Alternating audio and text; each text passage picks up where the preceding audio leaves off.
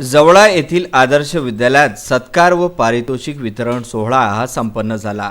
आदर्श विद्यालय येथे झालेल्या सत्कार समारंभ तथा पारितोषिक वितरण सोहळ्यात अनेक मान्यवरांनी आपले मत व्यक्त केले व विद्यार्थ्यांना मार्गदर्शन केले। चांदूर बाजार तालुक्यातील बाबाराव देशमुख सार्वजनिक शिक्षण संस्था तळवेल द्वारा संचालित जवळा शहापूर येथील आदर्श विद्यालयात हा सोहळा संपन्न झाला। क्रांतीज्योती सावित्री फुले जयंती आणि राष्ट्रपिता महात्मा गांधी स्मृती दिनानिमित्त हा विशेष कार्यक्रम झाला। सोबतच महिला पालक मेळावा देखील साजरा करण्यात आला।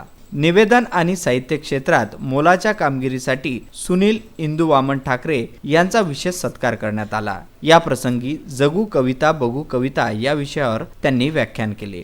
कार्यक्रमाच्या अध्यक्षस्थानी बाबाराव सार्वजनिक शिक्षण संस्थेचे अध्यक्ष राजेंद्र उपाख्य राजा देशमुख हे होते।